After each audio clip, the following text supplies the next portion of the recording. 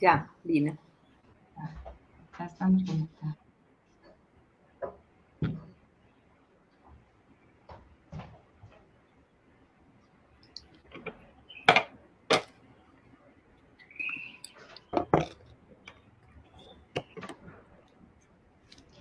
Buenas tardes a todas y todos las personas que están conectadas con nosotros en esta transmisión. En mi calidad de directora académica del área curricular de Ciencias Humanas y Sociales, tengo el gusto de darle la bienvenida a esta lección inaugural a toda nuestra comunidad académica de la Facultad de Ciencias Humanas y Económicas, especialmente a los estudiantes y profesores que han aceptado el reto de a través de la cuadrícula de nuestros computadores, mantener a raya la desazón, esa palabra que nos ha cambiado el rumbo. Hemos invitado a la doctora Marcela Agudelo Botero, quien después de haber realizado sus estudios de pregrado, ha vivido durante 15 años en México, donde obtuvo su maestría en demografía en el Colegio de la Frontera Norte y su doctorado en estudios de población en el Colegio de México. Actualmente, la profesora Marcela hace parte del Centro de Investigación en Política, Población.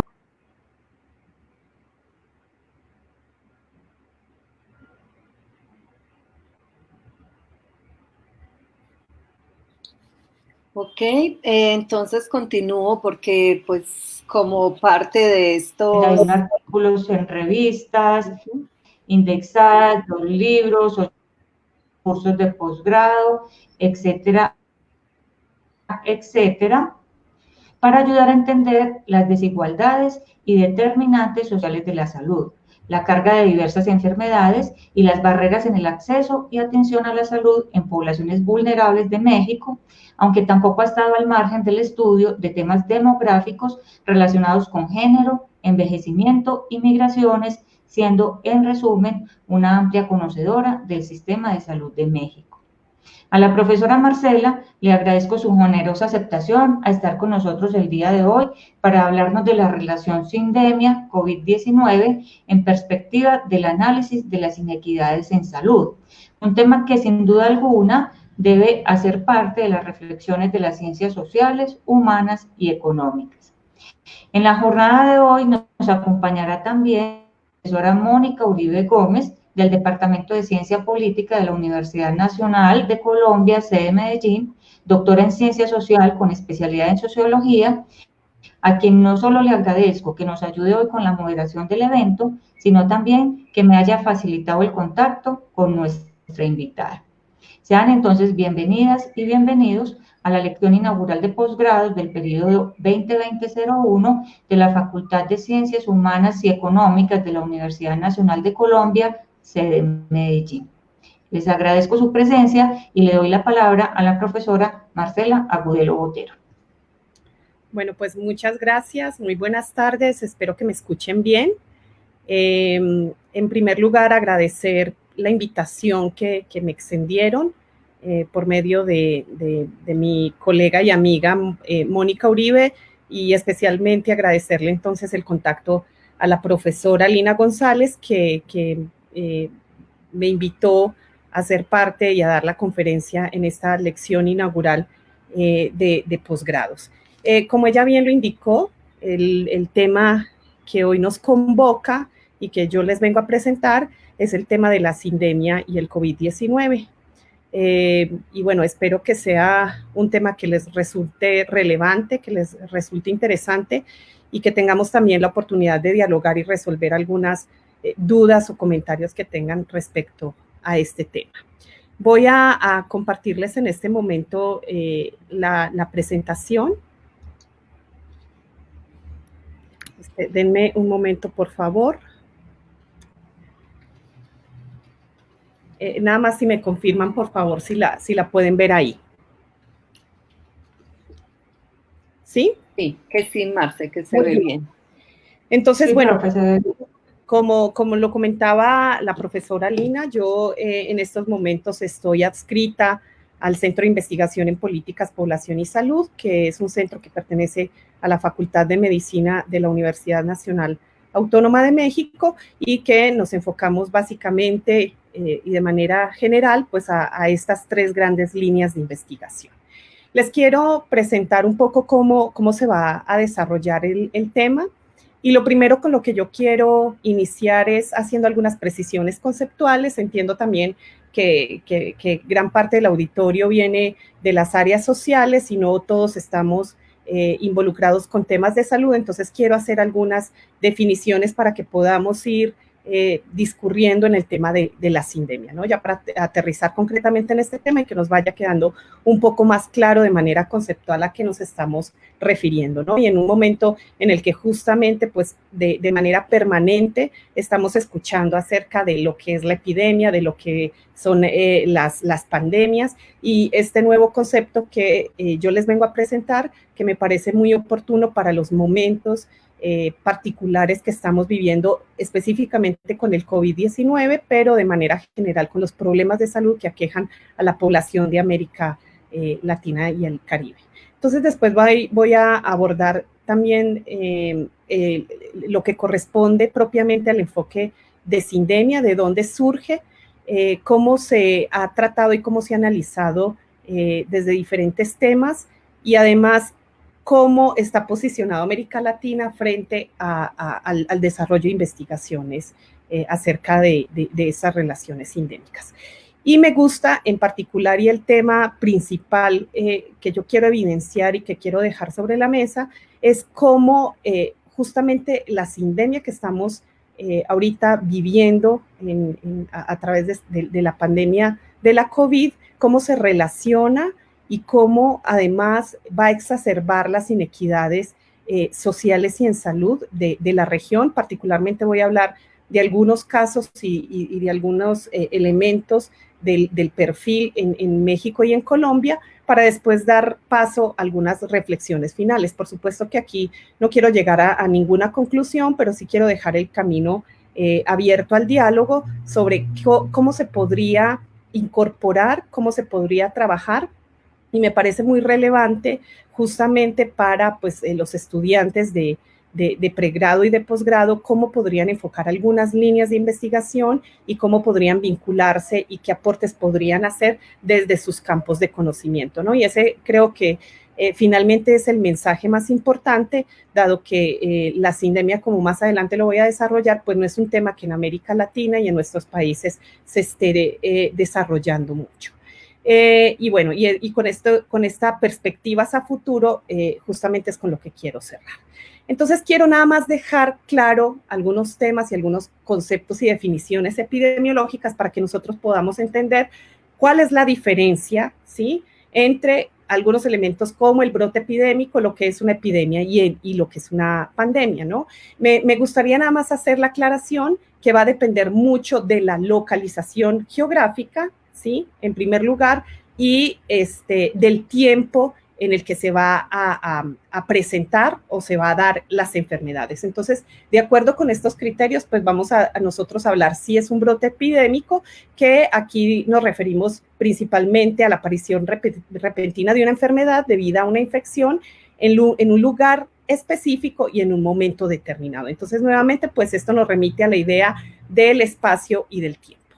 Por otro lado, entonces, la epidemia se refiere cuando una enfermedad se propaga activamente y el brote se descontrola, pero se mantiene en el tiempo, ¿no? De alguna forma se aumenta el número de casos en una área geográfica concreta, ¿sí? Entonces ya estamos hablando de cuando se pierde justamente este control de los brotes epidémicos y tiene una mayor duración en el tiempo.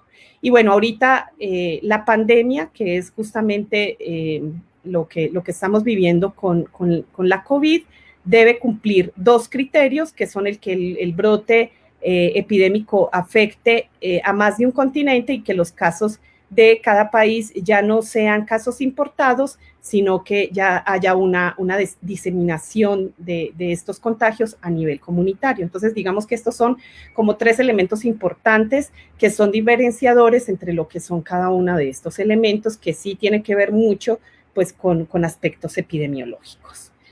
Ay, discúlpenme, perdimos la presentación, ¿verdad? Ok. Ahora, concretamente, ¿qué es la sindemia? Entonces, el término de sindemia es un término que se acuña a mediados de los años 90 por una antropóloga médica de apellido Singer, en donde ella habla de que los problemas no se comportan de manera aislada, sino que hay una sinergia en estos problemas que afectan la salud de la población en sus contextos sociales y económicos, ¿sí? Entonces, digamos, el gran aporte y la gran mirada hacia los problemas sindémicos es que ya sale exclusivamente del campo biológico, biomédico, y ya se traslada a otras esferas que incluyen entonces estos elementos sociales, económicos, que nos hacen entender que las enfermedades y las interacciones de estas enfermedades con esos contextos van a tener particularidades en lugar de si las consideramos como entidades aisladas o entidades específicas, ¿no? Lo que sucede entonces con la sindemia es que conjuga varias epidemias, y esto es algo muy importante porque otro de los elementos fundamentales para poder entender las interacciones sindémicas es que estas enfermedades afectan de manera, digamos, más concurrentes a la población y que interactúan entre sí potenciando estos efectos adversos.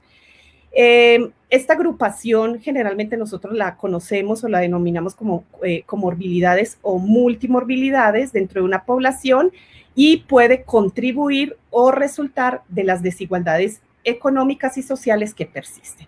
Y aquí otro de los elementos que son claramente importantes en el enfoque de la sindemia es que, a diferencia de otras perspectivas, digamos, de análisis en salud que incluyen los elementos de desigualdad y de inequidades, es que aquí existe esta relación bidireccional, es decir, las sindemias contribuyen a reforzar las desigualdades y las inequidades en salud y las desigualdades económicas, y a la vez esas desigualdades van a incidir en cómo se están presentando y cómo se están conjugando pues las enfermedades en sí.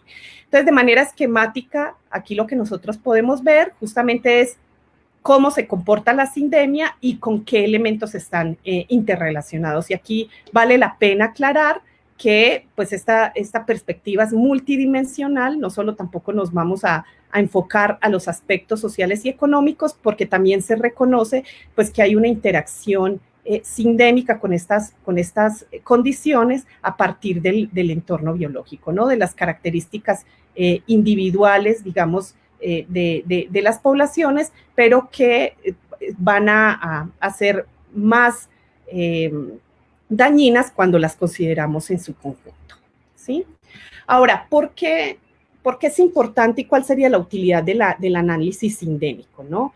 Entonces, lo que nosotros podemos decir es que estas enfermedades tienen factores de riesgos comunes que se dan principalmente entre poblaciones marginadas y de bajos ingresos. La utilidad de la perspectiva sindémica ha tenido mayor auge justamente en analizar en estos grupos que son específicamente vulnerables, y más adelante les voy a hablar de algunos estudios en donde se ha abordado, digamos, en ciertos grupos que están teniendo características muy particulares en estas interacciones de la enfermedad, ¿no? El tratamiento sindémico, entonces, requiere reconocer los problemas sociales que se agrupan y afectan la salud de los individuos, ¿sí? Así como las enfermedades en su conjunto, que pueden expresarse de manera diferente que los trastornos singulares. Y ahorita, gracias a un ejercicio con información, en este caso les voy a presentar de México, vamos a ver muy claramente cómo interactúan estas sinergias en el caso, por ejemplo, de las enfermedades crónicas como la diabetes, la hipertensión y la obesidad, con los riesgos de fallecer por coronavirus, ¿no? Luego, el enfoque sindémico puede aplicarse también para diseñar una atención integrada que pueda ser localmente más relevante y más eficaz. Entonces, entender, digamos, de manera holística, de manera integral, cómo se están comportando y qué relación tienen las enfermedades con sus contextos. Entonces, como les mencionaba inicialmente, el concepto de las sindemias se viene desarrollando, se viene trabajando más desde la antropología médica. Algunos de los trabajos que se han desarrollado, y el primero que se realizó justamente fue de la autora de este gran marco conceptual, que es Singer, y en donde ella midió la relación sindémica entre el VIH, la violencia y la migración, ¿sí?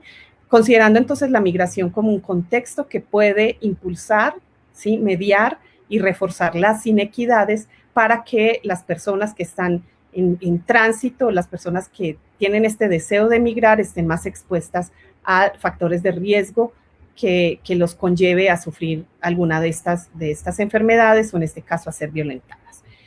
En particular, el enfoque sindémico se ha utilizado más en Estados Unidos y en Europa, y uno de los temas que se ha abordado, digamos, de manera más amplia tiene que ver con el tema de diabetes, depresión y obesidad, y me parece importante señalar que esto se ha hecho justamente en estos países de ingresos altos, y que poco o nada sabemos de cómo se están comportando, cómo se están interactuando las enfermedades en su conjunto.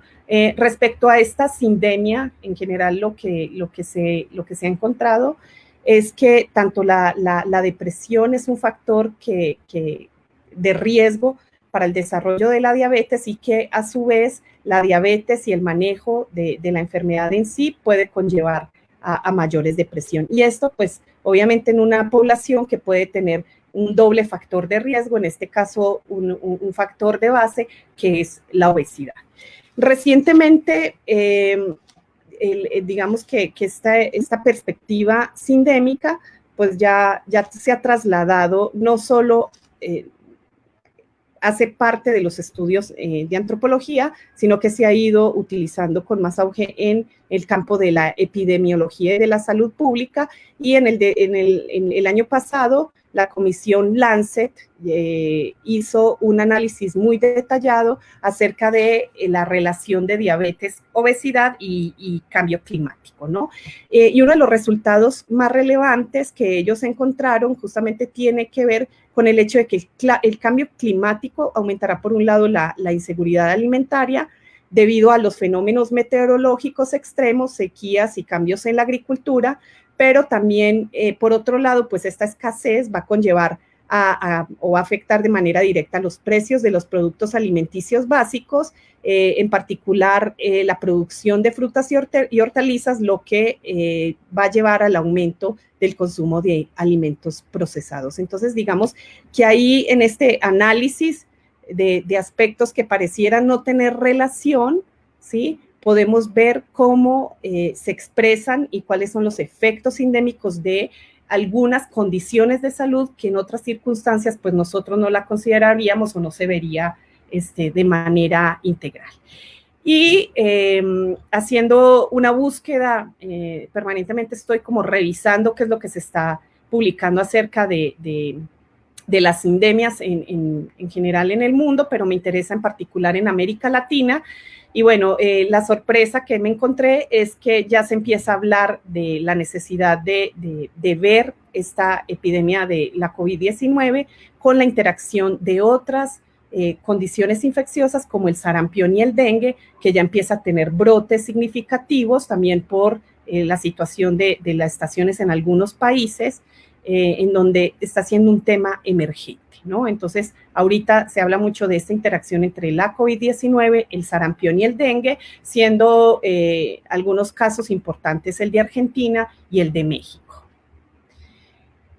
Entonces, en este caso, ¿por qué es importante o por qué esta perspectiva de analizar la pandemia y la sindemia en su conjunto? Es porque, bueno, pues lo que nosotros estamos observando es que la COVID visibiliza y refleja las condiciones preexistentes que tienen como base la confusión de diversas inequidades, ¿sí?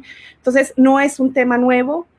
Estas brechas que existen entre las poblaciones y las sociedades de América Latina, pero llegó en un momento de coyuntura muy importante en donde nosotros ya estamos empezando a a ver con mayor claridad o están saliendo a flote justamente cómo están operando y quiénes son los grupos que están más vulnerables pues ante estas situaciones, ¿no? Entonces lo estamos viendo puntualmente en una enfermedad, en una pandemia, pero esto es importante mencionarlo que responde a unas condiciones que ya están dadas en la sociedad de América Latina, ¿no? ¿Qué es lo que sucede y por qué es importante? Pues bueno, ¿por qué enfocarnos en esta población que justamente presenta estas desigualdades y estas inequidades? Porque las evidencias, digamos, que existen han mostrado que mientras más presiones sociales y económicas y además médicas se enfrentan los individuos, pues van a estar también a su vez más propensos a enfermar por distintas causas. Entonces, en este caso, no solo la población, estas poblaciones vulnerables están en riesgo de sufrir los efectos más adversos de la pandemia, sino que en el mediano y largo plazo las consecuencias también van a ser mucho más desfavorables para ellos, ¿no? En este caso, lo que se ha encontrado y lo que se ha podido observar, porque bueno, pues también ahorita estamos, digamos, entendiendo como muchas dimensiones de la epidemia, de cuál es su evolución, cuáles son los mecanismos de transmisión. Estamos pensando y los esfuerzos están enfocados en cómo encontrar una vacuna para contrarrestar justamente este contagio del que todos ya muy bien conocemos. Pero sí he encontrado, digamos, de manera sistemática que las personas con mayores desventajas sociales son las que tienen el mayor riesgo de sufrir las consecuencias negativas, ¿no? ¿Qué se ha encontrado y qué se ha documentado hasta ahora? Pues que hay una menor posibilidad de recibir diagnósticos, tratamiento, pero sí una más alta probabilidad de mortalidad, así como efectos económicos adversos, ¿no? Entonces podemos ver que justamente es la pandemia la que nos está reflejando, la que nos está mostrando qué es lo que está sucediendo con estas poblaciones. Nada más para poner en contexto, datos hay muchos, yo no quiero pues ahondar en esto porque no es el propósito de esta presentación, pero sí me parece muy importante pues destacar que América Latina, pues no América Latina, América en su conjunto porque incluye Estados Unidos, es ahorita la que está teniendo el crecimiento más acelerado en el número de contagios de la enfermedad. Y bueno, con datos al 13 de mayo, pues ya habían poco más de 4 millones de personas contagiadas y se habían registrado alrededor de casi 288,000 defunciones, ¿no? Para esta misma fecha, yo sé que los datos cambian abruptamente de un día para otro, pero lo que se tenía hasta el 13 de mayo era un número de 11,613 personas o casos confirmados, y aquí es muy importante sí hacer la claridad que cuando estamos hablando de los casos confirmados no necesariamente significa que son todos los casos que podrían existir, porque ya también creo que hemos escuchado bastante acerca de los subdiagnósticos y el subregistro que hay o que potencialmente pudiera haber de estos casos, tanto de las personas que son positivas como de las defunciones y de las personas que pueden llegar y acceder a los servicios de salud, ¿no? Pero bueno, creo que hay dos elementos que son fundamentales.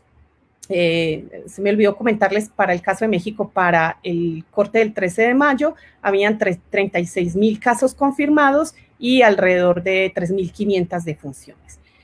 Pero lo que sí quiero poner en perspectiva justamente es la carga del empleo informal, que aquí solamente estoy hablando de estos de dos países en concreto, pero que podríamos pensarlo para gran parte de la región de América Latina. En el caso de Colombia asciende la informalidad a alrededor de 62% con datos del DANE, mientras que la informalidad para México, de acuerdo con el Instituto Nacional de Geografía y Estadística, ascendió o es de casi 56%, ¿no?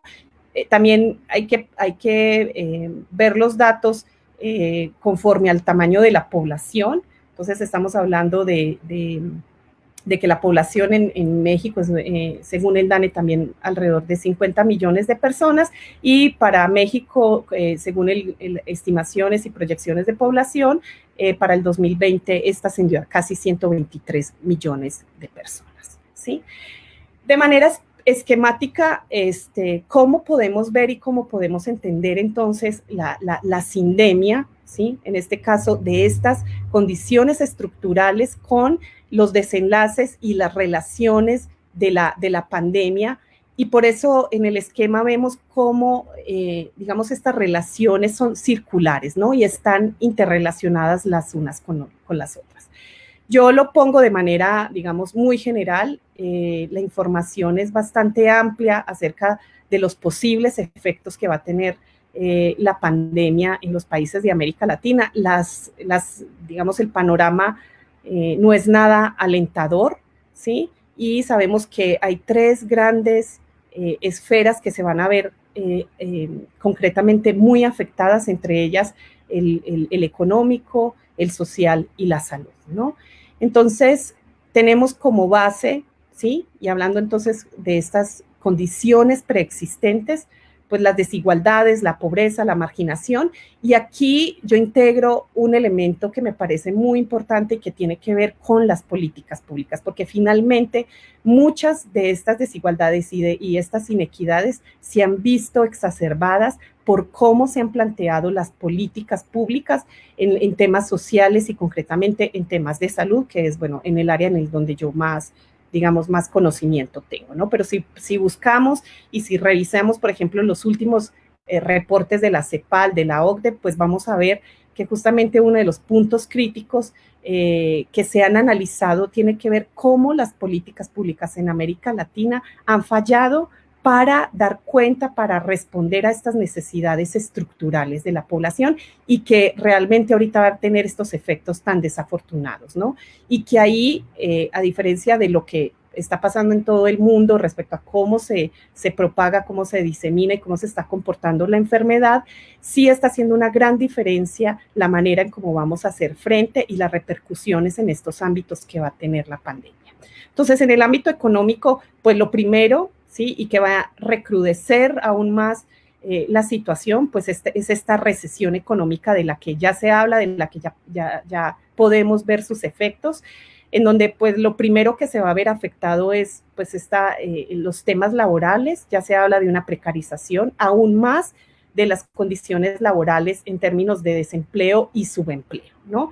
El aumento de la pobreza que hace 2 días, 3 creo, la CEPAL hizo una publicación de cuánto se espera que disminuya el PIB en cada uno de los países de América Latina y realmente las cifras son desalentadoras.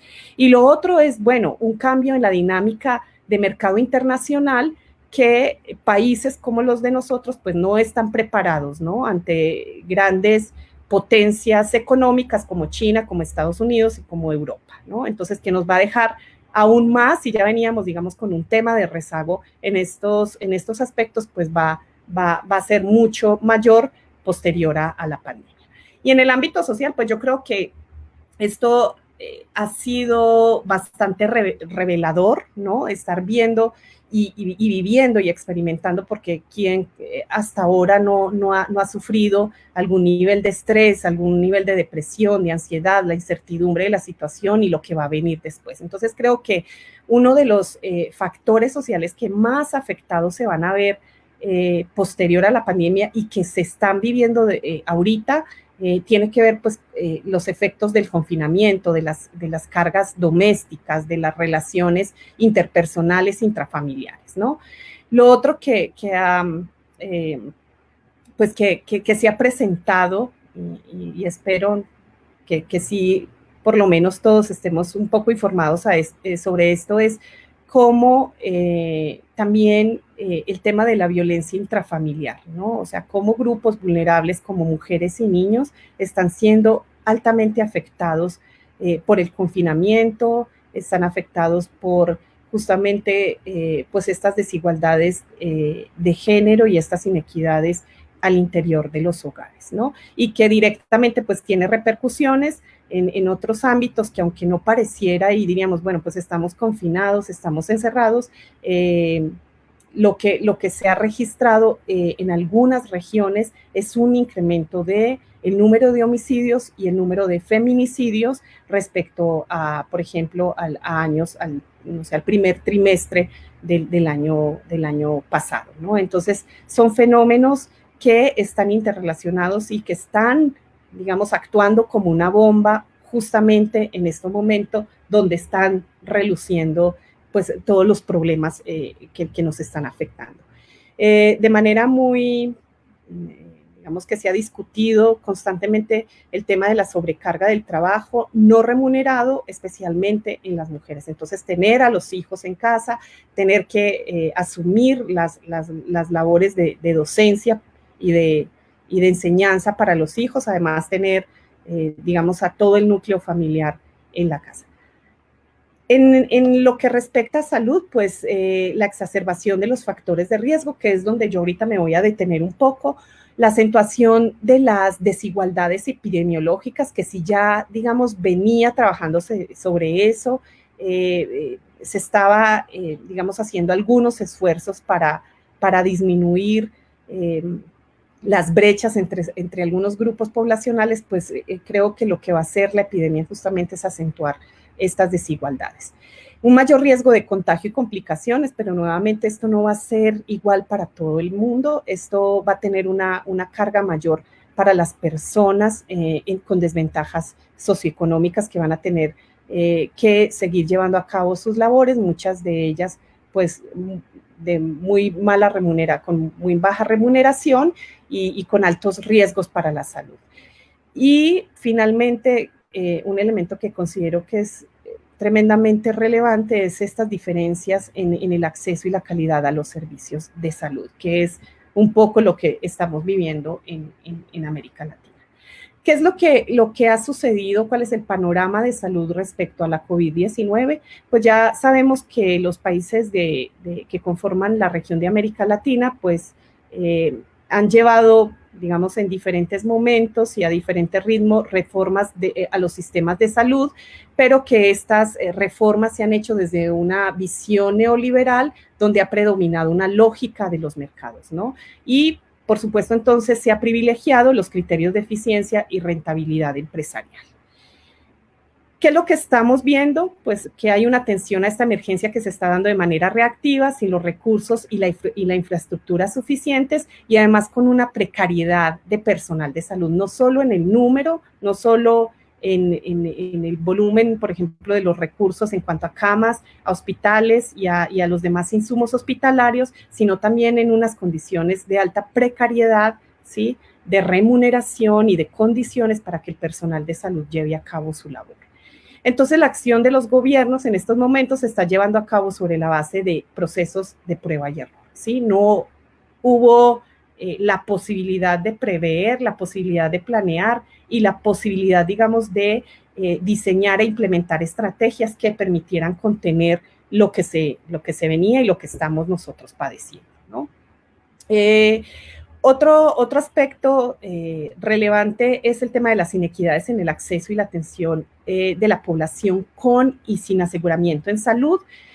Cabe señalar, y me parece muy importante, los casos de México y Colombia, porque me parecen que representan muy bien, digamos, esta fragmentación y este punto de quiebre que estamos viendo con los sistemas de salud. Por un lado, pues Colombia, que pues ya sabemos que viene arrastrando un sistema frágil, ¿sí?, que han habido modificaciones a la ley 100, en donde se ha nuevamente instado al Estado a garantizar el Estado al derecho a la salud, ¿no? Y retomo esta cita de un trabajo que justamente hace poco publicamos la doctora Mónica Uribe y yo, en donde vemos y planteamos cómo los sistemas de salud pues están en un momento y en un punto de inflexión donde no es posible, digamos, hacer frente de manera correcta y con los recursos suficientes a la pandemia.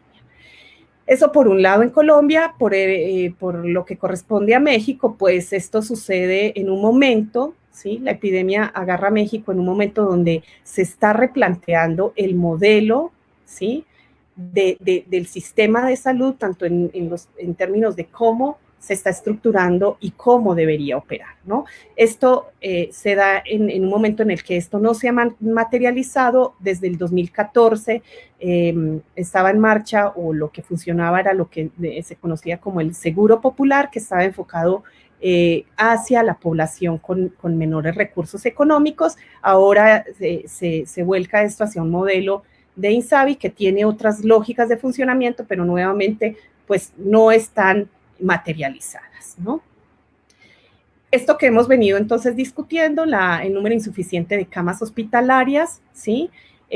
Sabemos que en el promedio de América Latina, el promedio global de camas por cada 1.000 habitantes es de 2.7. Colombia pues está levemente por debajo de ese promedio, con 2.6 camas, y México con 1.4 camas por cada 1.000 habitantes. Y bueno, esto nos deja muy, muy por debajo pues de otros países. Aquí les presento, por ejemplo, los datos para China, para Italia y para España, y pues sabemos también cuáles fueron las consecuencias, incluso con esta disponibilidad de recursos de la epidemia. Entonces, pues eso nos hace un poco reflexionar, pues qué tan grave y cuál va a ser la magnitud de las consecuencias de la pandemia. Por otro lado, no podemos dejar de hablar de la baja proporción de médicos, de enfermeras, de especialistas, ¿sí? Y que tanto en el caso de Colombia como en México y de América Latina en general, pues esta distribución de este personal y de la infraestructura también es heterogénea, con una alta concentración en grandes urbes, ¿no? Y entonces, ¿qué es lo que está sucediendo y qué es lo que nosotros estamos viendo? Pues es un rápido colapso de los servicios de salud, ¿no? De alguna manera esto también explica por qué digamos, estas medidas reactivas también se han volcado hacia medidas mucho más estrictas desde momentos más tempranos e iniciales de la pandemia, ¿no? Un poco viendo y pensando, pues, qué era lo que iba a pasar, ¿no? Y bueno, algo que es sorprendente y que no se observó en otros lugares, pero que sí está ocurriendo en América Latina, pues es el tema de las agresiones y la discriminación al personal de salud. Entonces, veíamos antes de que se nos viniera todo este problema encima, cómo en Europa, cómo en otros lugares se estaba valorando, cómo salían las personas a aplaudir al personal de salud, a alentarlo frente a lo que está sucediendo, y en lugar de esto, lo que estamos viendo en nuestros países es que el personal de salud, los médicos, las enfermeras, incluso dentro de los hospitales y fuera de ellos, están siendo víctimas de agresiones y discriminación. Se ha discutido mucho sobre el número de pruebas de las que se dispone en el país. Se habla mucho de cuáles van a ser estos efectos, se habla de sus registros y sus diagnósticos, pero nuevamente, pues esto afectando en mayor medida a las poblaciones de niveles socioeconómicos bajos, ¿no? Ahora, ¿cuál es el verdadero impacto que va a tener esto? Creo que todavía estamos en una etapa muy temprana para poder realmente ver pues qué es lo que va a pasar, ¿no? Se ha publicado mucho sobre esto, sabemos y conocemos las estadísticas, y aquí les presento las pruebas que se hacen por millón de habitantes. Esto, la gráfica, no sé si se alcance a ver muy bien, pero son datos de CEPAL, justamente con el corte al día 13 de mayo, donde se hablaba del número de pruebas disponibles en pues en algunos países de América Latina. Si vemos nuevamente esta gran variabilidad que hay a través de los países que conforman la región, ¿no? Podemos ver, por ejemplo, en México y en Colombia, pues que estas pruebas son bastante bajas respecto a otros países, ¿no? En este caso como Brasil y Perú, pero ahorita entonces vamos a verlo también en contexto con países donde ha habido, digamos, un manejo que se podría denominar más exitoso en las pruebas por por millón de habitantes, ¿no? Entonces, en el promedio de América Latina se habla de 680 pruebas por millón de habitantes.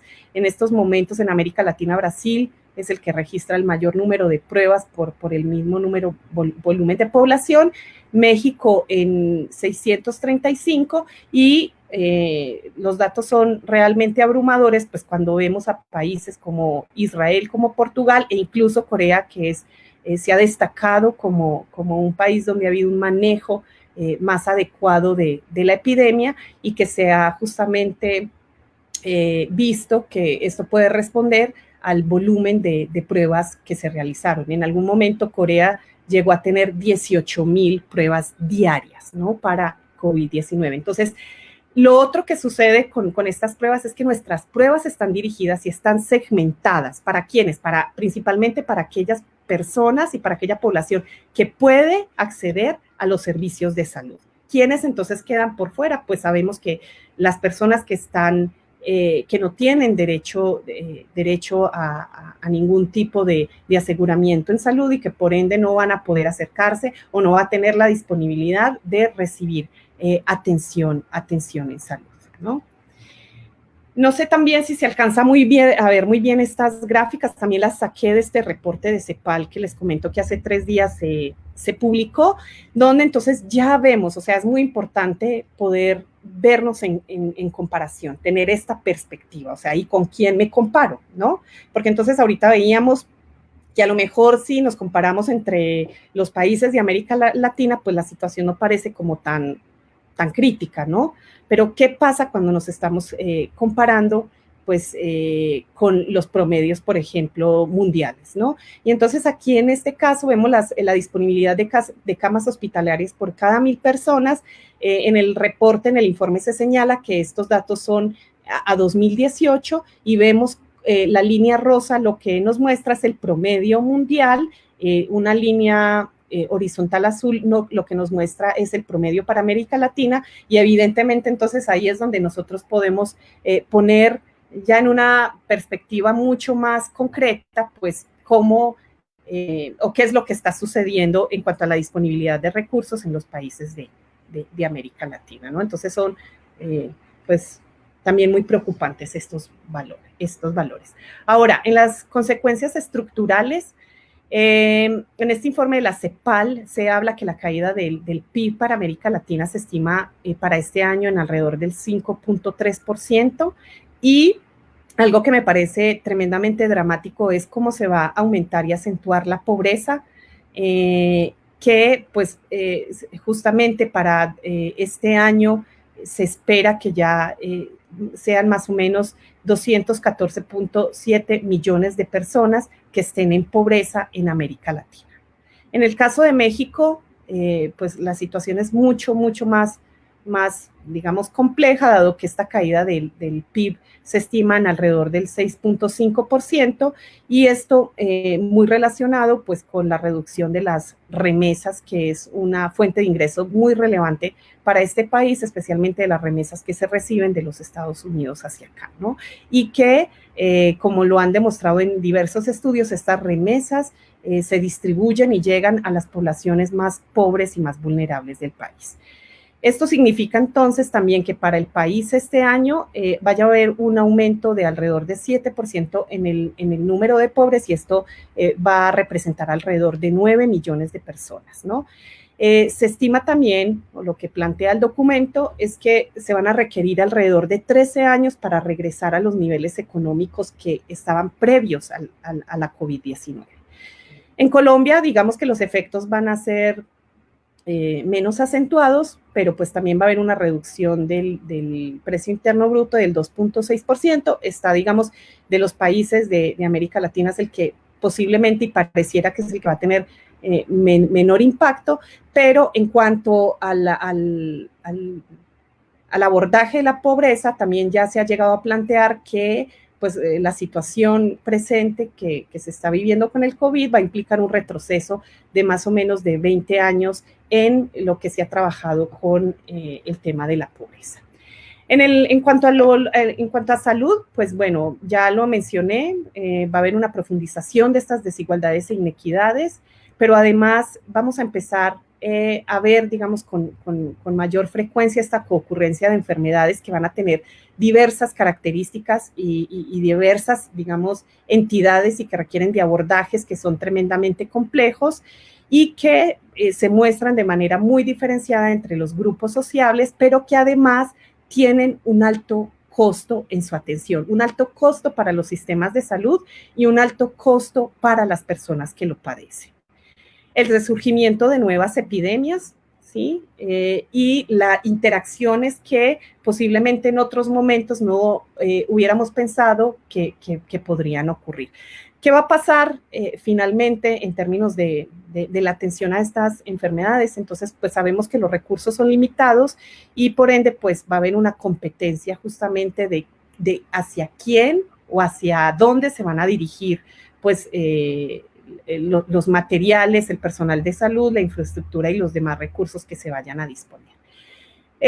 A lo mejor esto se ve muy pequeño y nos tenemos que acercar un poco a la pantalla, pero nada más aquí quiero señalar, esta es una consulta del estudio de la Global Burden of Disease, que pertenece al Instituto de Métrica de Salud de la Universidad de Washington. Estos son datos consultados los últimos disponibles que nos muestran cuál es el perfil o las principales causas de mortalidad para Colombia y México para todas las edades entre 1990 y 2017. Nada más aquí lo que quiero que veamos es que digamos, los recuadros azules nos están mostrando las enfermedades no transmisibles que, si vemos, son las que tienen un mayor predominio en este perfil de salud, tanto en México como en Colombia, pero de manera importante vale la pena observar que nuestros perfiles de salud también resaltan condiciones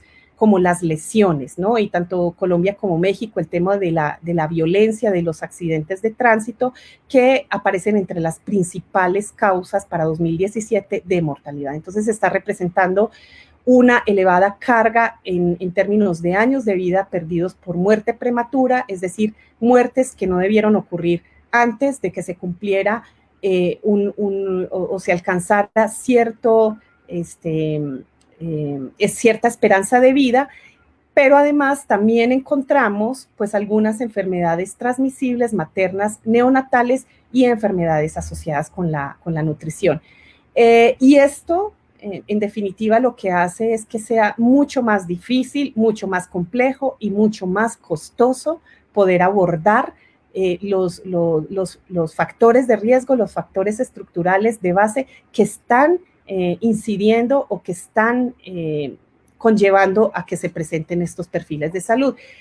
Podríamos observar las particularidades de cada país, pero más o menos digamos que este es un comportamiento generalizado, ¿no? La coexistencia de las causas transmisibles, no transmisibles y de las lesiones o de estas causas externas. Y a continuación, lo que ya, con lo que voy a cerrar es que, bueno, hay que ir más allá y hay que entender un poco más acerca de cómo está afectando la pandemia a la población y a los grupos de edad, y hemos estado escuchando mucho acerca de que los adultos mayores son la población en mayor riesgo, ¿no? Y entonces son ellos los que tienen el mayor riesgo de hospitalización, ellos son los que se mueren, y que además si estos adultos mayores presentan otras condiciones de salud, pues sus desenlaces van a ser, o su probabilidad de desenlace adverso, pues va a ser mayor. Este es un estudio que acabamos de concluir con algunos colegas del centro, que está próximo a enviarse a evaluación. Por fortuna, digamos que eso tampoco ocurre en América Latina. En México, los datos de registro de COVID están abiertos, son de acceso público y están diariamente actualizados, ¿no? Y ese es un tema también que no voy a ahorita por cuestiones de tiempo a hablar mucho de esto, pero que es un elemento también fundamental para poder entender y para poder ver cuál es el camino a seguir frente a la pandemia. ¿Qué es entonces lo que nosotros encontramos con estos datos? Desagregamos la información por grupos de edad y lo que observamos aquí es el número de comorbilidades que tienen estas personas, ¿sí? ¿Qué es lo que observamos? Que ya desde los grupos más jóvenes, ¿sí? En este caso de los de 18 a 39 años, poco más del 30% ¿sí? de estas personas ya presentan al menos una o dos enfermedades, 2 o 3, ¿sí? O más enfermedades. Y que no solo, pues esto va a afectar a la población adulta y adulta mayor, ¿no? Entonces vemos, sí, lo que podemos ver es que hay un gradiente, ¿sí? Entre más avanzamos en las edades, pues va a haber una mayor presencia de enfermedades y de multimorbilidades, ¿no? Pero entonces si lo vemos así, pues todos estaríamos afectados. Ahora, nada más les voy a presentar este dato y lo que está señalado me parece extremadamente relevante y que va muy relacionado con esto que estamos observando. Cuando nosotros desagregamos entonces además cuál es el efecto de mortalidad, ¿sí? Estos son datos para México de personas confirmadas con COVID según la comorbilidad y los grupos de edad, encontramos que los riesgos, ¿sí?, de mortalidad, si consideramos en este caso, por ejemplo, hipertensión para el grupo más joven, ¿sí?, pues son altos, ¿no? Encontramos que hay que el riesgo se incrementa en 3 veces, ¿no? La diabetes en 7 veces y así si vamos considerando cada una de estas enfermedades. ¿Qué es lo que sucede cuando consideramos las interacciones? En este caso, me gustaría que observáramos los datos de hipertensión y diabetes, la interacción de hipertensión y obesidad, de diabetes y obesidad, y qué pasa si consideramos la conjunción de la hipertensión, la diabetes y la obesidad. Incluso desde las edades más jóvenes, el riesgo de muerte se incrementa drásticamente.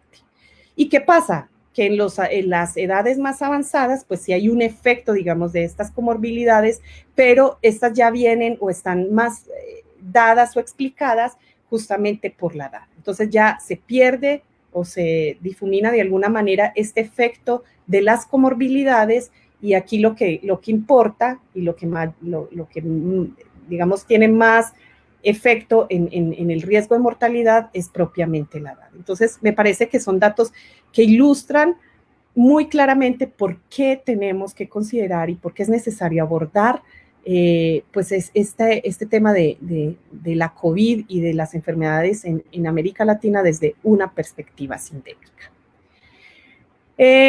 También hace 3 días, en este mismo estudio de la Global Burden of Disease, que por fortuna Colombia y México tienen datos, se hizo una estimación de las defunciones al 4 de agosto y pues lo que podemos observar es que todavía estamos lejos, ¿sí?, de superar la pandemia, ¿sí?, que estamos lejos de poder decir que ya superamos esta situación y lo que se proyecta entonces tanto para Colombia como para México es que va a haber todavía un incremento importante en el número de defunciones.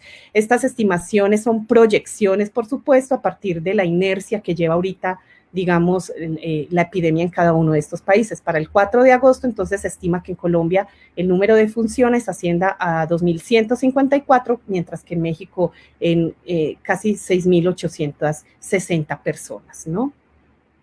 Entonces ya quiero cerrar con esto, después de ilustrar la importancia y de plantear un poco cuál es este marco conceptual de las sindemias. Por un lado es que creo que lo que podemos ver es que las políticas y sociales y de salud no han servido para responder pues a la enorme complejidad de las necesidades sanitarias, que en este caso han sido impredecibles y han requerido de respuesta inmediata. Es fundamental entonces a partir de esto repensar y replantear estas políticas y reconocer la salud como un derecho efectivo y que los sistemas de salud no funcionan mejor bajo estas lógicas o bajo estas reglas del mercado. Y esta es una reflexión que traigo a colación y que está planteado en el documento que la doctora Mónica Uribe y yo desarrollamos y de la cual ella pues ha trabajado más. En este caso, pues las sindemias comparten factores comunes, ¿sí?, pero también las soluciones, ¿sí? Es muy importante entonces a futuro pensar estas políticas en donde confluyan los objetivos, los recursos y los esfuerzos. No podemos, y lo que nos está develando esta pandemia es que no podemos seguir pensando en estos problemas de manera aislada, ¿no? Es indispensable entonces integrar el enfoque sindémico para identificar pues aquellos grupos sociales que son de mayor riesgo, y eso creo que es una de las grandes riquezas de esta perspectiva, y es que nos va a permitir focalizar o identificar cuáles son estas poblaciones que requieren mayor atención, justamente para esto que les comentaba, de hacer una mejor asignación de los recursos y además también para medir, digamos, en su justa dimensión, los efectos que está teniendo la pandemia, porque nuevamente si consideramos como el conjunto de la población, entonces pues hay muchos datos que quedan ocultos. Y lo otro, entonces, que me parece relevante rescatar es pensar en estas enfermedades como en ese conjunto y no como en entidades aisladas y en enfermedades puntuales, ¿no? Otra de las cosas que ya con la doctora Uribe se había analizado es que entonces no podemos, para el caso de esta pandemia, no se puede contener el contagio y sus consecuencias sin estructuras mínimas de bienestar y sistemas de protección social que permitan a esa población más vulnerable hacer frente a la situación. Y no solo en los temas de salud, porque justamente estamos viendo que hay esta gran disyuntiva, o sea, si realmente me preocupo por la salud o realmente me preocupo porque necesito de los recursos económicos para poder subsistir. Apenas, pues, esta pandemia está comenzando a golpear a América Latina, ¿sí? De manera significativa, y ahora, pues, en este momento es muy difícil vislumbrar el impacto final, ¿no? O predecir con precisión, pues, cuáles van a ser las consecuencias. Pero pues lo que nos están mostrando los indicadores y lo que estamos observando es que las consecuencias van a ser sumamente negativas, teniendo en cuenta pues estas condiciones socioeconómicas tan desfavorables que vive la población.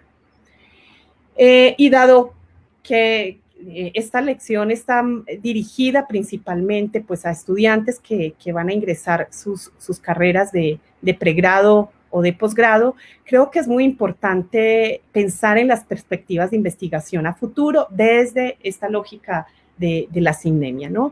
Me parece, en primer lugar, bueno, como ya se los había comentado, pues que esto ha sido más utilizado desde la epidemiología y desde la antropología médica, pero sin duda me parece que para poder llegar a una precisión y a profundizar más sobre cómo se comportan y cómo afecta esto a las poblaciones, las ciencias sociales tienen ahí un gran campo por explorar, ¿no? Desde diferentes técnicas y desde diferentes perspectivas, ¿no?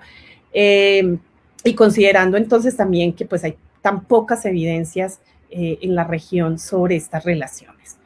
Debe seguirse trabajando no solo en la población en general, o sea, no solo considerar a la población en general, que sí es importante, no quiero tampoco decir lo que no es, pero en este caso de cómo está interactuando la pandemia con estos grupos vulnerables, creo que hay particularmente grupos que merecen mayor atención, ¿no? Y que digamos que de repente pensamos que tienen la misma situación y que están pasando por las mismas circunstancias y que se están comportando justamente como lo estamos viendo con el resto de las personas, ¿no? ¿Qué grupos son? Pues los migrantes, los desplazados forzados, las minorías étnicas, los indígenas, personas en situación de calle, población carcelaria, la población rural, ¿no? Por ejemplo, que me parece importante saber qué es lo que está pasando cuando estamos viendo que los servicios de salud están bastante distantes muchas veces para ellos. Estos posibles ejes de análisis pues pueden ser la misma interacción sindémica, los costos económicos me parece que son fundamentales, tanto antes y después de la epidemia, la carga de la enfermedad, ¿sí? La carga de la enfermedad económica, la carga de la enfermedad en los años de vida que se van a perder, y también considero que el campo de la gestión de las políticas públicas tiene ahí un gran área también de oportunidad para evaluar y para proponer y diseñar políticas públicas ad hoc. Y otro aspecto extremadamente relevante que debe servirnos para la evaluación de los programas sociales y otros. Entonces, en conclusión, entender las inequidades sociales y en salud requiere repensar los problemas desde otras miradas. El enfoque de la sindemia podría proporcionarle elementos claves para entender desde una mirada holística la interacción de las enfermedades, pero no solo esto, sino sus consecuencias, las relaciones y el impacto en la población. Y dada esta heterogeneidad epidemiológica de la que ya les hablé y que se observa a lo largo de América Latina, este análisis de las sindemias es fundamental para comprender esta situación de salud, pero además, como ya también les comentaba, cómo se podrían focalizar estas estrategias hacia los grupos más vulnerables. Y bueno, eso sería todo de mi parte. Agradezco nuevamente la invitación y quedo abierta a sus comentarios, preguntas. Me gustaría mucho escucharlos. Muchas gracias. Marcela, muchísimas gracias a ti. Qué interesante conferencia, de verdad, que actualizada toda la información que nos das. Y por aquí, pues, te agradecemos nuevamente que nos acompañes y te transmito 2 preguntas que nos han hecho hasta este momento. Yo le quisiera agregar una más, pero empecemos con el público. Una persona del público pregunta si podrías opinar sobre el efecto sobre la salud mental que se proyecta en la población latinoamericana y si hay alguna idea de cómo se proyecta la asistencia por parte de los gobiernos. Esa es una. La otra es que la hace Xiomara Orrego. La otra es, ¿qué opinas? Omar Orrego, perdón. Xiomara. Sí. Y la otra es, ¿qué opinas sobre el actuar de las autoridades mexicanas para atender esta emergencia por COVID-19? Y la hace, este está más complicado, Yolka Yoltri. No sé. Pero esa es la segunda. Y yo quisiera también agregar una pregunta. Y es que nos mostraste, no sabía esto, que los datos sobre cómo va evolucionando la epidemia en México pueden ser consultados diariamente. Me sorprendió mucho porque precisamente ha sido muy debatido un reciente artículo en el New York Times que acusa precisamente a las instancias de salud del gobierno mexicano de esconder información. Entonces, si nos podrías, si quieres, empezamos con esas 3. Muy bien. Los participantes no pueden hablar, nada más por chat. Espérate, sí, solo por chat. Y hay una pregunta más hay otras 2 preguntas, como quieras. Si quieres, empezamos por estas y hacemos otra rondita de preguntas. Ok. Bueno, voy a empezar con la de Xiomara. ¿Qué opino? Pues, cómo se proyecta el tema de salud mental. Yo creo que ahorita es muy prematuro decir cuál va a ser la respuesta de los gobiernos frente a cualquiera de estos temas, ¿no? Ahorita los esfuerzos y la situación que está rebasando, digamos, las capacidades instaladas y bueno, pues ahorita no permiten exactamente como ver cuál va a ser el plan a futuro. Yo personalmente creo que esto va a ser un tema central porque, bueno, no sé si a todos nos ha sucedido, pero no, a mí particularmente me han llegado ya como 5 encuestas que se están realizando en América Latina, en Estados Unidos, de cómo nos está afectando. Y yo creo que por más esfuerzos que hagamos y, digamos, por más salud mental que previo a esto pudiéramos tener, esto está teniendo repercusiones en todos, a todo nivel, ¿sí? Desde los niños, desde los jóvenes, desde los adultos mayores, desde las personas que tenemos que seguir trabajando, desde las personas que no tienen que seguir trabajando, porque esto, digamos que superó por mucho lo que nosotros hubiéramos en algún momento podido imaginar que podría ocurrir, ¿no? Entonces, sí creo que la salud mental es un tema fundamental, o sea, va a ser un tema fundamental y nuevamente vinculándolo con el tema de sindemias, pues muchas de los problemas crónicos creo que se van a ver altamente afectados por esta situación, ¿no? Porque los estudios, digamos, de los que disponíamos antes de que todo esto pasara era que efectivamente pues las personas que tienen depresión, que sufren aislamiento, que sufren estrés, son las que peores condiciones y desenlaces de salud va a tener. Entonces, por eso creo que hay una línea entre un antes y un después de la pandemia y sin duda es un tema que hay que trabajar, sin duda, creo que sí.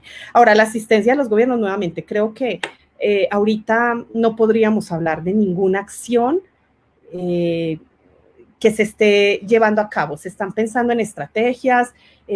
También creo que América Latina lo que sí ha tenido es que vamos detrás de estos países que ya están, digamos, de alguna manera viendo cómo desciende la pandemia y que seguramente va a ser un referente importante en cuanto a qué medidas y cuáles son las acciones que se van a llevar. Pero, Xiomara, me parece un tema muy, muy importante. Ahora, lo del actuar de las autoridades concretamente en México son temas que son muy debatidos. Ahora, yo no quisiera entrar en el plano de la opinión personal, más bien me gustaría decir que, como lo planteé en la presentación, ahorita es muy difícil saber si las estrategias que los gobiernos, y aquí hablo de los gobiernos en general, fueron adecuadas, exitosas o no, no las vamos a poder ver ahora, ¿no? Porque además entonces, y lo voy a enlazar un poco con la pregunta que hace Mónica, ¿no? Ahorita no tenemos la capacidad de decir si, ahora sí remitiéndome a cómo se maneja aquí en México, si son los datos o no, ¿sí? Entonces, vamos a tener que esperar un poco más frente a esto. Ahora, creo que hemos sido bastante críticos como sociedad, si las acciones, si las intervenciones, si las pruebas o no, que por ejemplo es un tema aquí en México álgido, ¿no? Pero eso no lo vamos a ver todavía, no vamos a poder ver realmente los efectos positivos o no de los gobiernos, incluyendo pues el mexicano. Creo que es una pregunta ahorita difícil de decir, ¿no? Digamos que son diferentes estrategias, son muy debatibles y hay mucha controversia, sí, pero tampoco tenemos como una verdad absoluta. Entonces eso hay que tomarlo con mucha delicadeza, creo yo. Y justo lo voy a relacionar con la pregunta que hace Mónica respecto a la publicación diaria de los datos. Sí, o sea, sí en México hay una ley de transparencia que obliga a las instituciones públicas de salud a estar compartiendo la información y en este caso desde que consolidó el sistema de información específicamente para el registro de casos confirmados de COVID, han estado disponibles al público. Cualquier persona, no solo de México, sino de cualquier parte, puede acceder a esos datos. Y sí, pues nuevamente, existe muchísima, digamos, información de que no son los datos reales, de que pues existen otros registros, e incluso han habido contradicciones del mismo gobierno en términos, por ejemplo, de algo que también ha sucedido en Colombia y es este subregistro, mal diagnóstico concretamente de los casos de defunciones por COVID, ¿no? Y que aquí se ha disparado los casos atípicos de neumonía, ¿sí? Y cuando vemos el histórico, pues pareciera que el comportamiento no es tan histórico, ¿no? Y que justo en este momento que coincide con el COVID, pues hay un aumento, digamos, inexplicable de esta información. Ahorita, justamente el día de ayer, se asignó una comisión de evaluación de los certificados de defunciones para pues, poder validar eso. Pero nuevamente, creo que sobre la marcha ahorita es muy difícil pensar y dar respuesta como así es o no es.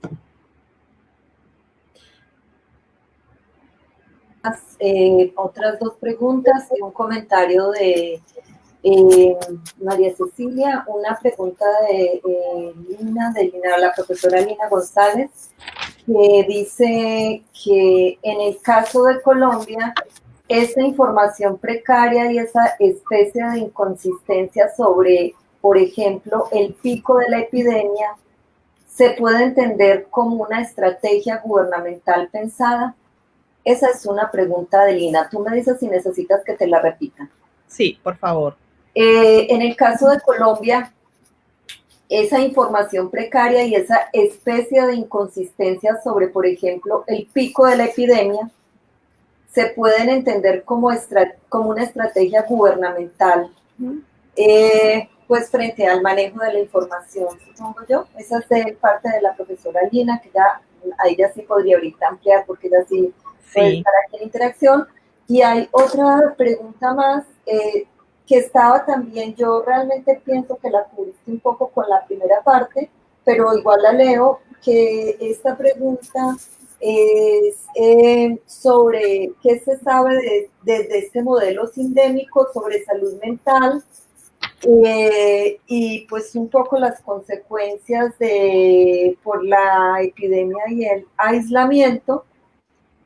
Y María Cecilia, la profesora María Cecilia González Robledo, ella plantea que con relación a la salud mental, ella piensa que es la sociedad civil la que está más activa en el tema, independiente de si son adecuadas o no, pues las estrategias, y esto nos obliga a nosotros quienes estudiamos estas cosas a ver cómo se generan respuestas fuera de los gobiernos. Y esa es pues más como una opinión, creo yo, de María Cecilia. Y la última, Marcela, que me gustaría incluir aquí en este bloque, de Samuel Andrés Arias. Samuel nos dice que en Colombia regiones específicas con mayor vulnerabilidad y pobreza, como el Amazonas, uy, sí que hoy es una gran tragedia, perdón por el comentario, el Pacífico, el Caribe, vienen en un aumento importante de casos y muertes, lo que evidencia la clara inequidad territorial. Y la pregunta es, ¿cómo esta distribución territorial en México, cómo es esta distribución territorial en México y si se evidencian también esas desigualdades territoriales? Muy buenas preguntas. Adelante, Marcela. Bueno, pues agradezco las preguntas y le agradezco a María Cecilia que hizo esa aportación, que es una colega colombiana que tiene ocupado a la Secretaría del Instituto Nacional de Salud Pública, que justamente está trabajando temas de salud mental en población vulnerable, de la serie muy apropiado, estuvo absolutamente y nada más, para no alterar, digamos, de faltar en el tema, me gustaría vincularnos con lo que comenta Alberto, de cuáles, si podemos ahorita hablar de las consecuencias del aislamiento en la salud mental. Y yo realmente, digamos, ahorita hay como muchísimos documentos que están hablando de eso, en España, en Italia, en países donde digamos que ya pasaron toda esta etapa de confinamiento, sí ha habido muchísima información, yo realmente no la he leído a detalle, pero ahorita para mí en América Latina, pues yo creo que apenas se está generando esta información. Marcela, perdón por la interrupción, es que ahora se te acaba de como que arreglar, pero esa primera parte que dijiste estaba sonando súper cortada, entonces se fue cuando empezaste a hablar de que le agradecías a María Cecilia su intervención, y ahí se empezó a oír muy cortado, perdón. Perdón. Entonces, nada más decirle a María Cecilia que gracias, ella es una investigadora del Instituto Nacional de Salud Pública de aquí de México, colombiana, y que está trabajando justamente con población vulnerable, población jóvenes indígenas en el sur de México. Entonces coincido totalmente con su opinión, porque además pues creo que ella sabe más del tema que yo. Entonces definitivamente creo que el papel de la sociedad civil, pues en todo, no solo en la salud mental, sino pues en otros temas, es fundamental. Entonces le agradezco a María Cecilia y quiero responderle también a Alberto respecto a si sabemos pues cuáles son los efectos del aislamiento en salud mental. Le decía que nuevamente ahorita estamos como sobre la marcha de la epidemia y venimos un poco más atrás que en Europa, por ejemplo, que en China. Entonces, sí conozco de algunos trabajos que se han realizado, por ejemplo, puntualmente en España y en Italia, donde ya se empiezan a ver cuáles fueron los efectos del confinamiento en la población. Principalmente, lo leí hace algunos días en la población infantil, ¿no? Y entonces, ¿cómo va a ser también esta reinserción, ¿sí? Pues a la vida social después de la epidemia. Entonces, por eso sí creo yo que es un tema extremadamente relevante que tendremos que considerar y que tendremos que profundizar más en ello, ¿no? Entonces, muy oportuno para los fines de esta lección inaugural, en donde pues muchos de los estudiantes están ahorita definiendo qué temas podrían trabajar. Creo que aquí hay una gran área de oportunidad. Y lo que comenta Lina respecto a ver, si es una estrategia del gobierno, yo lo veo difícil, ¿no? O sea, finalmente no podemos tampoco conocer con precisión, ¿sí? Cuándo va a ser digamos, ese pico en términos reales. Los modelos epidemiológicos sí permiten acercarse muy bien, digamos, digamos, a esos valores. No tendría yo como elementos para decir que sí pudiera ser algo manipulado, posiblemente sí, o sea, finalmente un dato se puede modificar, pero no conozco y no me aventaría a decir si es así o no, o sea, en estos momentos si hay alguna manipulación. Creo que en el caso de lo que yo les mostré del Instituto de la Métrica en Salud de la Universidad de Washington, pues es una universidad, es un espacio académico que lo que está haciendo es recopilar la información que está generando cada país y está haciendo estas estimaciones y estas proyecciones. Entonces, digamos que de cierta manera hay como cierta imparcialidad en la información que están presentando. Creería yo, conozco un poco más acerca del trabajo, de que se están haciendo bastantes ajustes y que hay un grupo multidisciplinario detrás de expertos, demógrafos, epidemiólogos, actuarios y estadísticos que están trabajando de manera muy puntual en esto. Entonces, por eso me pareció importante traer el dato, porque también entonces la lectura que hacemos nosotros, o la gran mayoría de la población que no es experta en epidemiología, porque de repente de un día para otro entonces hablamos de pandemias, hablamos de brotes epidémicos, hablamos de curvas epidémicas, de los picos, de si se va a aplanar o no la curva, entonces también es demasiada información que a veces a la población, digamos, en general, pues cuesta entender, ¿no? Entonces, me parece que hay otros datos, digamos, para ir contrastando y haciendo una lectura de qué es lo que está pasando en cada país. Y me parece muy interesante lo de Samuel, la pregunta de Samuel Arias respecto a lo que está pasando en esas regiones de Colombia, y exactamente es lo que está pasando pues en México, ¿no? Vemos esa heterogeneidad y vemos también, en el caso de México, es una república, es decir, cada departamento, cada entidad federativa tiene la potestad o tiene, digamos, el poder de decidir internamente también cuáles son las estrategias que puede seguir, y ahorita entonces también empezamos a observar que si hay unos lineamientos de carácter nacional, pues cada entidad federativa o cada departamento también está asumiendo diferentes acciones que no necesariamente van en línea con lo que se está marcando en el ámbito central, ¿no? Entonces, sí se está observando y nuevamente, por eso yo señalaba de estas poblaciones que son altamente vulnerables y que posiblemente tampoco van a tener acceso a estos servicios de salud, o que si los tienen en condiciones muy precarias, ¿no? No podemos hablar de la misma accesibilidad y de la misma calidad en la atención a la salud para toda la población. Entonces, sí, por eso yo señalaba al final que de los grupos vulnerables hay algunos que van a estar en mayor riesgo. Ok, Marcela, pues tenemos dos preguntas más y ya para que pues vamos terminando. Entonces hay una que es una pregunta de Diana Vázquez, y que nos dice: ¿qué podría decir de los sistemas de información en salud de los países de América Latina con respecto a los datos arrojados? En el caso de Perú, por ejemplo, se informa una cifra de recuperación del 31%, en Colombia del 24%. Y la pregunta de Diana es si existen sistemas de información adecuados, muy interesante. Y una más muy interesante también de Samuel Andrés Arias, que nos dice: hoy se discute un falso dilema, salvar vidas o salvar la economía, cuando no se ha llegado al pico de la pandemia en nuestros países. La pregunta es, ¿cómo valora esa dicotomía desde el enfoque sindémico?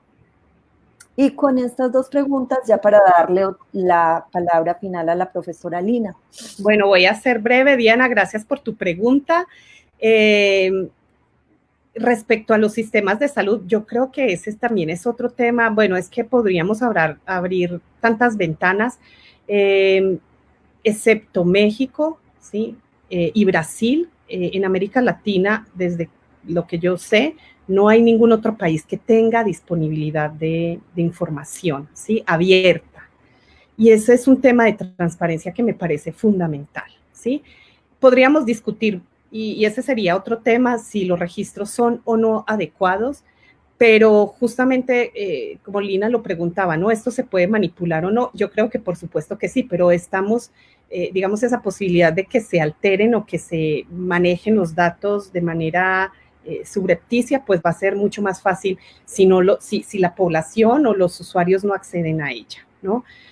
Después habrá que valorar muchísimo cómo fueron los registros, ya sabemos, eso lo conocemos y eso, digamos que eso sí lo podemos adelantar sin esperar, digamos, a que transcurra toda la epidemia. Es que posiblemente hay muchos subregistros, es que las personas que pueden acceder a las pruebas, las personas que pueden recibir la atención, no son todas. Entonces ahí es donde estamos viendo estas inequidades y estas desigualdades y que solo estamos viendo una parte del problema, o sea, no estamos hablando de la realidad de toda la población, de cada país, sino estamos viendo solo de aquellas personas que por alguna razón sí fueron captadas y recibieron esa atención. Entonces, yo creo que los sistemas de información en salud, por ahí también hay muchas evidencias, en América Latina están en pañales, ¿no? Lo de la pregunta de Samuel, me parece súper interesante tu reflexión, y yo diría que ese es el gran reto de la perspectiva sindémica, de no estar en esa disyuntiva, de no pensar en elementos que están disociados, porque no están. Y es un poco como el mensaje que yo quise hoy mostrarles. No podemos pensar en que lo económico va por aquí y la salud por allá, y la salud mental por acá, y las enfermedades crónicas por acá. El enfoque sindémico lo que privilegia es ver de manera holística, ¿sí? Y de manera conjunta esas interacciones y pensar que lo que uno hace en una dimensión va a afectar a la otra y que están conectadas, están interrelacionadas y por lo tanto las políticas tienen que considerar el todo, no cada parte, ¿sí? Pero bueno, pues muchas gracias por la invitación nuevamente. Yo sé que este es un tema en el que podríamos extendernos mucho más, pero bueno, tenemos tiempos limitados. Agradecerles nuevamente a Lina y a Mónica por la invitación y a todas las personas que se conectaron hoy viernes a esta transmisión. Muy bien, profesora Lina, la invito entonces para que haga el cierre. Marcela, muchísimas gracias, porque de verdad que tuvimos un público además activo e interesado. Muchas gracias a todos. Gracias. Ok, espero que ahora sí me puedan escuchar, porque ahorita perdí el sonido casi que por completo, me da la impresión. Creo que no se pudo escuchar mi presentación. Nada, solamente para agradecer profundamente a la profesora Marcela Agudelo de la Universidad Nacional Autónoma de México por haber aceptado esta invitación con tan poco tiempo, porque realmente esto lo empezamos a organizar hace 3 semanas o 4 semanas cuando mucho. Le agradezco muchísimo a Marcela haber aceptado la invitación, los aportes que nos hizo. Le agradezco mucho a Mónica habernos hecho el contacto y le agradezco muchísimo a Mayra que nos hizo el enlace, nos hizo todo el trabajo técnico, se lo agradezco muchísimo, y a todas las personas que nos acompañaron hoy desde Colombia y desde México, porque también tuvimos mucha audiencia de México, como nos lo muestra el chat. A todas las personas que nos acompañaron hoy, les agradecemos profundamente y esperamos poder seguir ofreciendo estos espacios para que ustedes puedan conectarse con nosotros, para que nosotros podamos conectarnos con ustedes y para que la sede de Medellín y la Facultad de Ciencias Humanas y Económicas siga haciendo presencia con ustedes. Profesora Marcela, muchísimas gracias nuevamente, gracias Mónica, gracias Mayra, gracias a todos ustedes y espero que este semestre 2020-01 sea muy productivo para nuestros estudiantes de posgrado, para nuestros estudiantes de pregrado y que finalmente todos podamos acomodarnos, adaptarnos a este nuevo mundo que nos ha tocado vivir, buscar las estrategias, tener la calma, tener la tolerancia de poder sacar adelante todo nuestro proyecto educativo vía la cuadrícula de nuestros computadores. Un abrazo para todos y muchísimas gracias. Gracias por haber estado en esta lección inaugural. Sí, me permiten un comentario final a propósito de hacer sindemias. Marcela, tú que eres egresada de allá de la Facultad de Salud Pública, el profesor Samuel es el director del doctorado en epidemiología, profesor de allá de la facultad, que también estaba aquí conectado con nosotros. Sí, lo conozco, fue mi profesor. Ah, bueno, para que... Y ese que se paró ahí atrás es mi esposo. Muchísimas gracias. Bueno, profesoras, muchísimas gracias y muchas gracias a todos los asistentes. Mayra, no sé ya cómo funciona esto para que nos desconectemos. Muchísimas gracias.